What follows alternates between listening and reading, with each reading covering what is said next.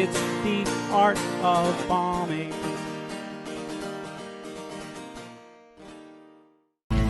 And now, it's time for the stand-up soundbite.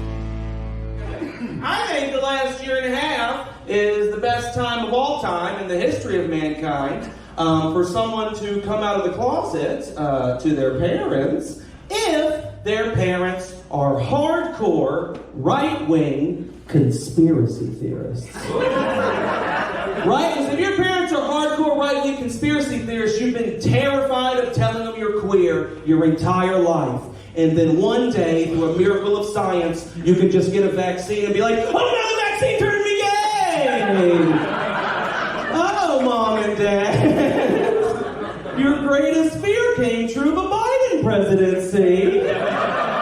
So let's get into the art of bombing. I want to hear about a time, a show that you did where you felt went really bad or you bombed really hard.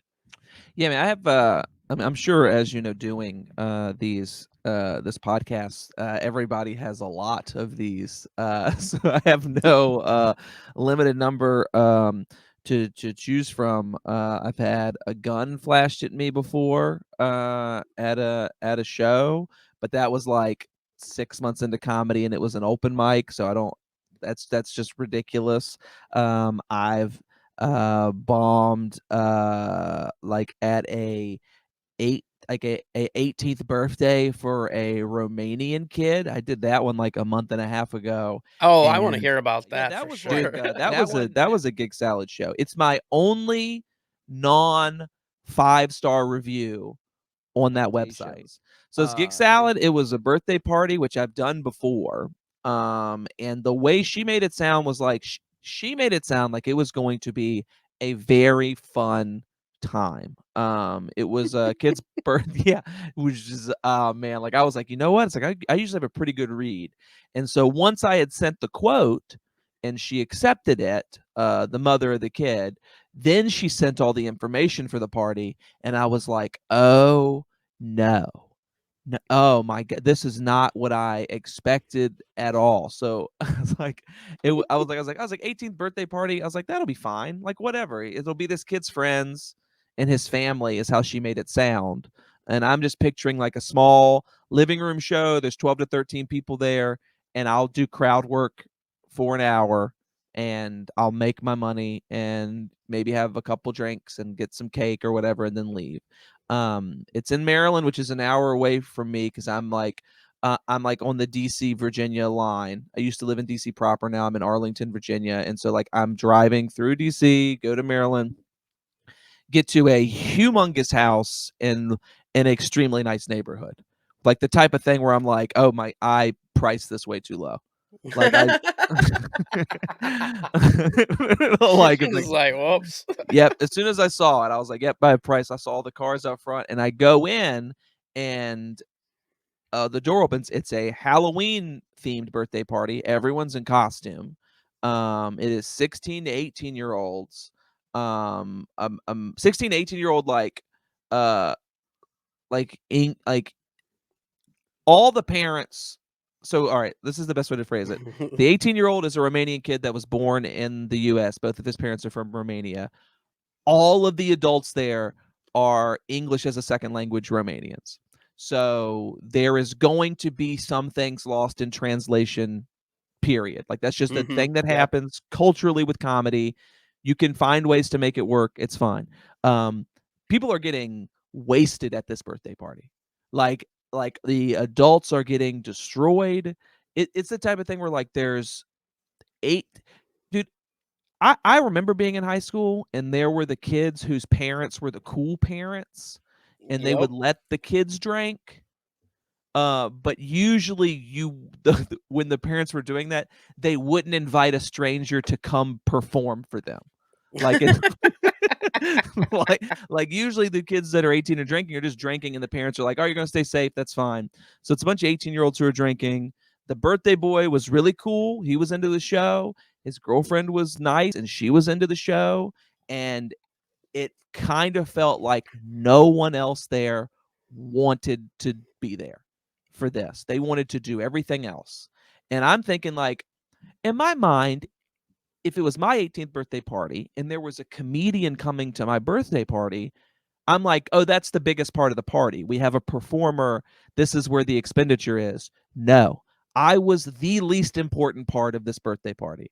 What I'm doing is not important at all. I'm set up next to the buffet table, which has like sushi and like big cuts of meat. Like it's the nicest like 18th birthday party food spread I've ever seen in my life. And like I'm just like, oh man, I was like, I don't know what I'm gonna do.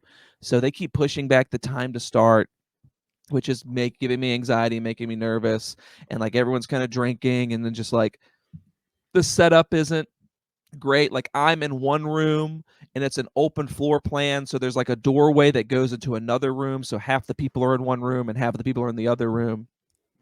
And then I just go into my act and I realize that as soon as I start, this is going to be the longest 45-minute set I've done in a while. Oh man. Because I'm used to doing crowd work and I can Yep. handle hecklers and stuff like that. And you can, bust balls and joke around. But it's like after every line of every joke, I got interrupted. Every line. The first line of the setup, asking a question about the setup. And just and I like asking the question that is about to be answered with the second line of the joke. After every single there is 40 people when this starts, and then like 5 minutes in, the 15 Romanian adults were like, we're going to drink in the other room. So now it is me, 3 or 4 adults, and then a lot of like high school kids and a couple college age kids. And I'm getting through it. It's not that I'm bombing horrendously. It's just that I'm keep getting interrupted to the point where like I'm getting no momentum with my jokes. So it's like gets a laugh and then nothing for a few minutes. And then you'll hear talking in the back. And it's also their children. I'm not comfortable telling children to shut up. You know what I Right. mean? Like, just Yeah. like I'm Yep. not, it's a birthday party. The mother who has booked me is sitting at the end of the buffet in my peripheral vision. So it's like I can't lose my mind on these kids.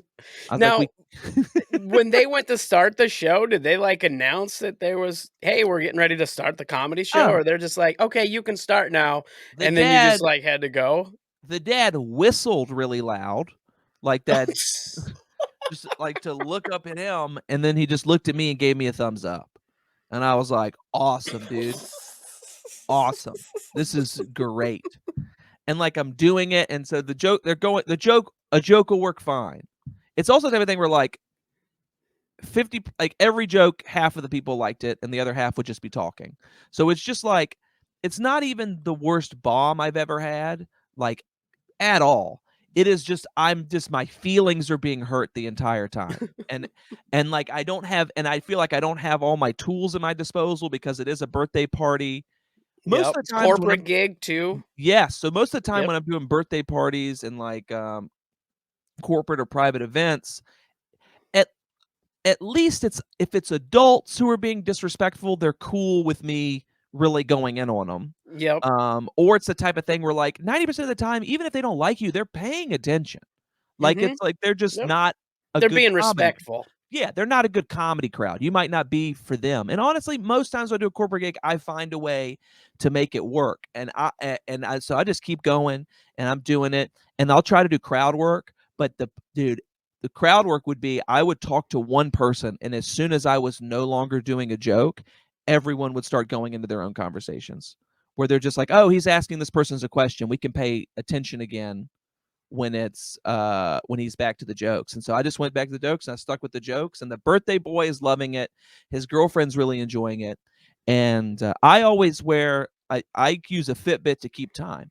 So it will vibrate when every corporate gig, it is set to the exact amount of time I need to do to like get paid.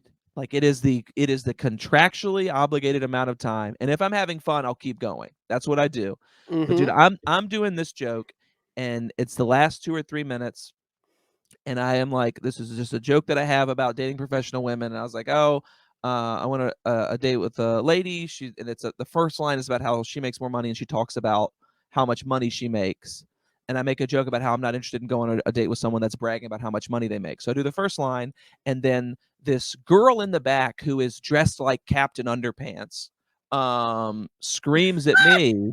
Oh, dude, it is unbelievable. In the back, she has not said a word the entire show. Oh God. And she just yells, why didn't you stay with her? And dude, I don't know what it was about that line, but it's the moment where it just hit me, and I was like, I'm fine not getting paid. It is like, that is what hit. I was like, because I was being respectful. That was the first moment where I was like, oh, these people are being disrespectful. Like that's what it was. And then she yells that, and I just go, well, maybe you'd find out why I didn't stay with her if you shut your effing mouth. And that destroyed. And it made me so angry that it worked, because I was like, I could have been yelling at you guys this entire time. Tell you, and this is why I still believe in God. This is it right here. Is as soon as she did that, my Fitbit vibrated, and I was like, you know what, folks? That's the show. The show's over. I was like, that's all they paid me to do. And they're like, can we pay you more to continue? And I was like, no, you cannot. He was angry. And then I get the review, and it's a 4-star review. And I'm like, just give me 5. Like, what are you doing? Like, the review was, Winston was great. He did his best handling a group of rowdy Romanian kids. Ha ha ha. 4 out of 5 stars. And I was like, you've got to be kidding me. 4 out of 5 stars? Give me 5 stars or don't review me at all. Like, are you kidding me? Like, all or nothing. Yeah. Now my average score is 4.89, and it's infuriating. I'm like, I'll never have a 5-star perfect thing again. It's like this. Oh sucks. no. Oh man. I was gonna ask too. I was curious what the review ended up being. I thought it was gonna be worse than that. No, me too. If it had been 1 star, I would have disputed the hell out of that review. I would have been like, these people were crazy. They were giving alcohol to children. Here's their address. And they injected me with that silly vaccine, and now we got a gay boy in the family militia. Oh no.